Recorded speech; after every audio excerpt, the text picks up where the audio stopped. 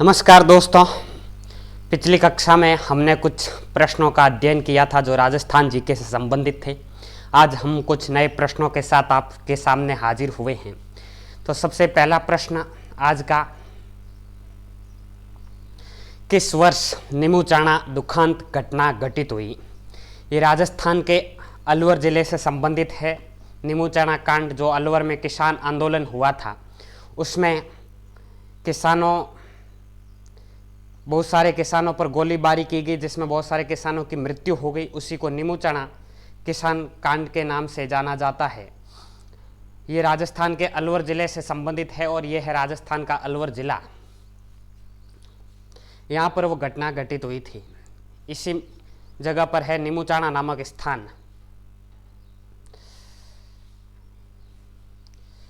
यहाँ हुआ क्या था, सबसे पहले हम उसकी चर्चा करते हैं। तो सबसे पहले तो मैं आपको बता दूं कि अलवर के महाराजा थे, अलवर के राजा थे उस टाइम जय सिंह। जय सिंह ने वहाँ एक विचित्र आदेश दिया कि आप यहाँ पर जंगली सुअरों को नहीं मार सकते।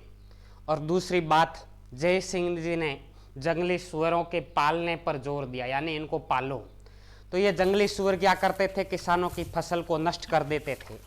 और ये स्थिति उस समय की नहीं, आज की भी है। आज भी ये सुअर किसानों को बहुत ज़्यादा परेशान करते हैं, खास करके हमारे मारवाड़ क्षेत्र में। तो उसी तरह से उस समय किसानों को ये सुअर परेशान करते थे। और दूसरी तरफ जय सिंह जी ने यह आदेश दे दिया कि आप जंगली सुअरों को मार नहीं सकते। तो किसान परेशान हो गए।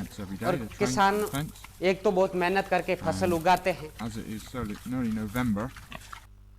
इस तरह से किसान मेहनत करते हैं पूरे दिन और रात, और उसके बाद अगर सुअर नष्ट कर दे फसल तो फिर किसान तो आंदोलन करेंगे।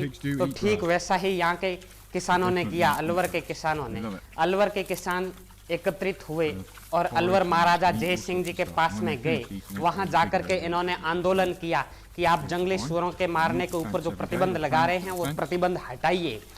तो जब बहुत ज्यादा आंदोलन यहाँ के किसानों ने किया तो जय सिंह जी ने वो प्रतिबंध हटा दिया और किसानों को यह अनुमति दे दी कि आप सुअरों को मार सकते हैं। तो उसके बाद ये किसान आए और सुअरों को मारना शुरू किया। तो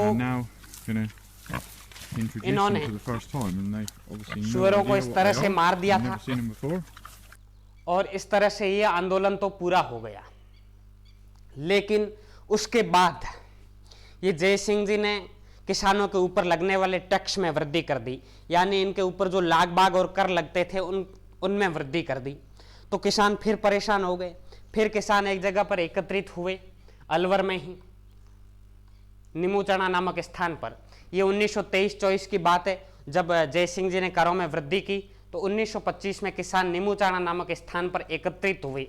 तो जय सिंह जी ने अपने अधिकारियों से कहा कि इस किसान आंदोलन का दमन किया जाए, किसान आंदोलन को बंद किया जाए। तो यहाँ एक कमांडर थे, अधिकारी पुलिस छज्जू सिंह जी ने 1925 में आदेश दिया और इन किसानों के ऊपर गोलीबारी करवा दी, जिसमें बहुत सारे लगभग 700-800 किसानों की मौत हो गई, यानी इतने सारे किसान शहीद हो गए।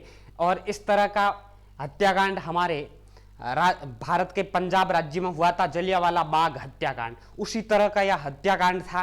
तो इसलिए गांधी जी ने इसको दोहरी डायरशाही की संज्ञा दी, क्योंकि जो जलियांवाला बाग हत्याकांड था वो डायर ने करवाया था। तो गांधी जी ने इस हत्याकांड को दोहरी डायरशाही की संज्ञा दी। और एक रियासत नामक समाचार पत्र छपता था, उस रियासत नामक समाचार पत्र में इस घटना की तुलना जलियांवाला बाग हत्याकांड से की गई। तो इस प्रकार ये नीमूचाणा हत्याकांड है। इसकी कुछ प्रमुख तारीखें, पहली बात तो अलवर किसान आंदोलन 1922 में शुरू हुआ, 1925 तक चला था।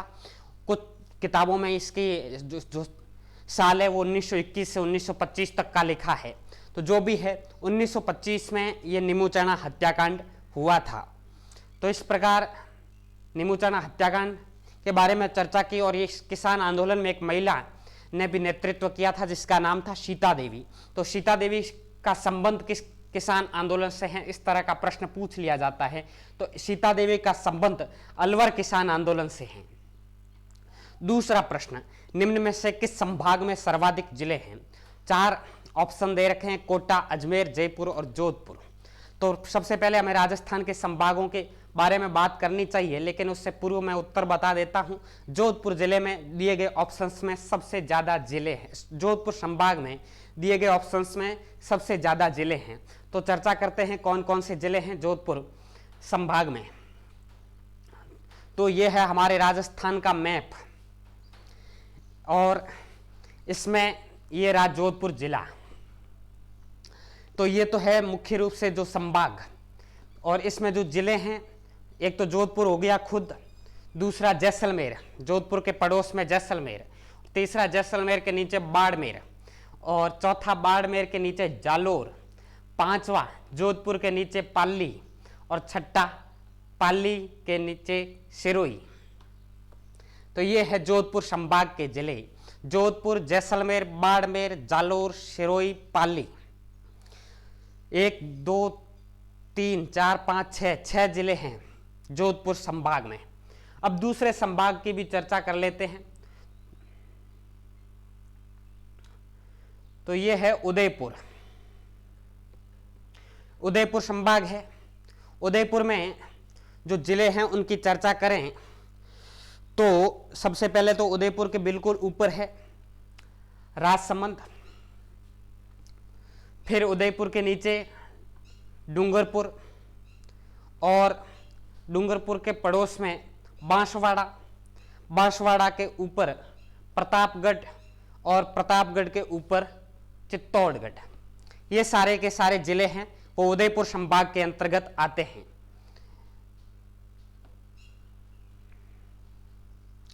फिर तीसरे संभाग की अगर चर्चा करें तो तीसरा संभाग है कोटा संभाग। तो ये है कोटा जिला और ये संभाग है। इसके अंतर्गत जो जिले हैं, कोटा के बिल्कुल पास में बूंदी, कोटा के नीचे है बारा, और बारा के पास में है झालावाड़। कोटा, बूंदी, बारा, झालावाड़, ये सभी संभाग कोटा, ये सभी जिले कोटा संभाग के अंतर्गत आते हैं। फिर अगले संभाग की चर्चा करें तो यह है जयपुर संभाग। जयपुर संभाग की चर्चा करें तो जयपुर के एक पास में जिला है दौसा, और दौसा के बिल्कुल ऊपर एक जिला है जिसका नाम है अलवर, और फिर जयपुर के ऊपर है सीकर, और सीकर के ऊपर आ जाता है झुंझुनू। ये सारे के सारे जिले जयपुर संभाग के अंतर्गत आते हैं, दौसा, अलवर, सीकर, झुंझुनू। और उसके बाद अगले संभाग की चर्चा करें तो वो संभाग है भरतपुर संभाग। ये रहा भरतपुर संभाग। भरतपुर में एक तो भरतपुर आ गया, भरतपुर के पास में धौलपुर, धौलपुर के पास में करौली, और करौली के पास में सवाई माधोपुर। ये सारे के सारे जिले भरतपुर संभाग के अंतर्गत आते हैं। फिर आ जाता है अजमेर संभाग।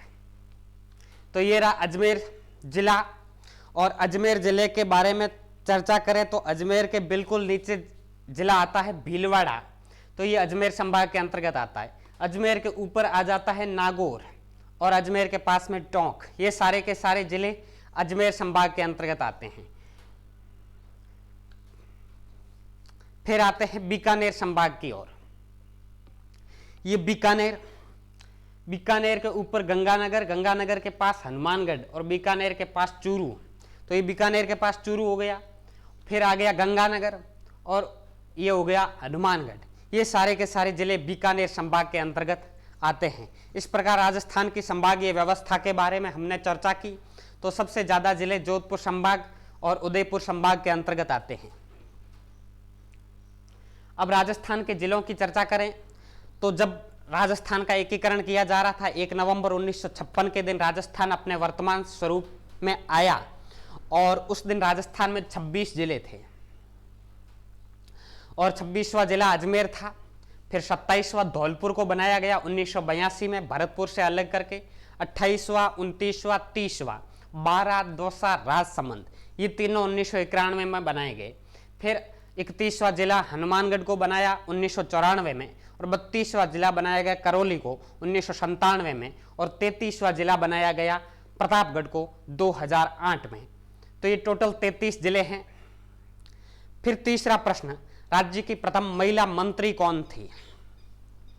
श्रीमती कमला बेनीवाल राज्य की प्रथम महिला मंत्री बनी थी वर्ष 1954 में, और ये राजस्थान के झुंझुनू जिले से संबंधित थी, और बाद में ये गुजरात की राज्यपाल भी रही थी जब गुजरात के मुख्यमंत्री थे श्री नरेंद्र दामोदर दास मोदी, यानी वह जो नरेंद्र मोदी गुजरात के मुख्यमंत्री थे उस समय ये कमला बेनीवाल वहां की राज्यपाल थी। तो इनके बीच में काफी तनातनी भी चलती थी उस समय। तो ये है कमला बेनीवाल, राजस्थान के झुंझुनू जिले से संबंधित है। झुंझुनू जिले के एक जाट परिवार में इनका जन्म हुआ था।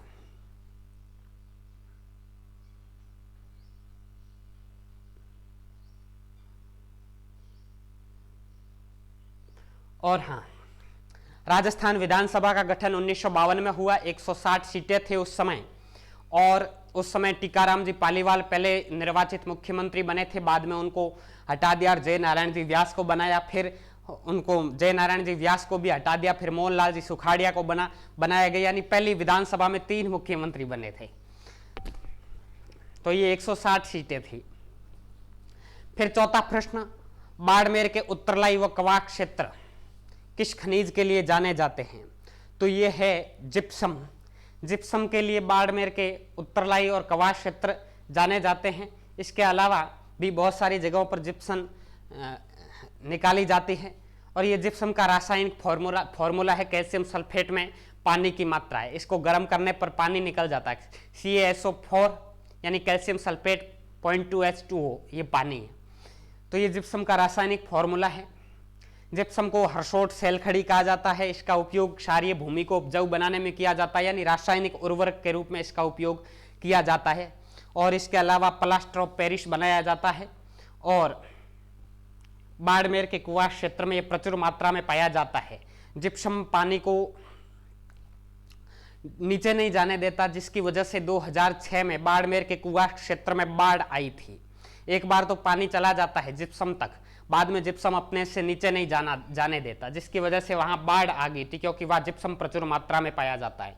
इसके अलावा भी नागौर में पाया जाता है गोठ मांगलोद। हालांकि मैंने ये कोशिश की कि गोठ मांगलोद का मैप यहाँ पर लेकर के आऊं, और भी जो जगह है उनका मैप लेकर के आऊं, लेकिन जब गूगल अर्थ पर देखा तो गोठ मांगलोद दिखाई देता है, लेकिन जिप्सम के बारे में वहां कुछ नहीं लिखा। वहां दधीमती माता के बारे में लिखा है कि गोठ मांगलोद से संबंधित है दधीमती माता। तो दधीमती माता के संबंध में भी प्रश्न पूछा गया है कुछ परीक्षाओं में, तो वो भी यहाँ गोठ मांगलोद की देवी है। गोठ मांगलोद के अलावा नागौर में भद्रावासी है, दागोरिया है, जोदियासी है। बाड़मेर में कुवास की चर्चा हम लोग कर चुके हैं। उसके अलावा उत्तरलाई है, पीर की ढाणी है। जोधपुर में मलेला, फलसूंड और कायम क्षेत्र। गंगानगर में सूरतगढ़ और किशनपुरा। बीकानेर में हरकासर, बिसरासर, पूगल और जामसर। जैसलमेर में मोहनगढ़, हमीरवासी। इनको याद कर लेना, ये जिप्सम से संबंधित खाने हैं और जगह है। 5वां सवाल, गूदड़ संप्रदाय के प्रवर्तक कौन थे? तो संत दास जी। संत दास जी गूदड़ संप्रदाय से के प्रवर्तक थे, लेकिन यहाँ option number the, Sant Das ji गूदड़ संप्रदाय के प्रवर्तक थे। कहते हैं कि ये गूदड़ी से बने हुए वस्त्र ही धारण करते थे, तो इसलिए उस संप्रदाय का नाम ही गूदड़ संप्रदाय पड़ गया। अगला सवाल, तुलसी एकादशी किस माह की एकादशी का उपवास पर्व है? तो ये कार्तिक माह में तुलसी एकादशी मनाई जाती है। दीपावली से पहले जो एकादशी होती है, दीपावली मनाई जाती है कार्तिक अमावस्या को, उससे पहले त्रयोदशी के दिन धनतेरस होती है, और एकादशी के दिन ये होती है तुलसी एकादशी।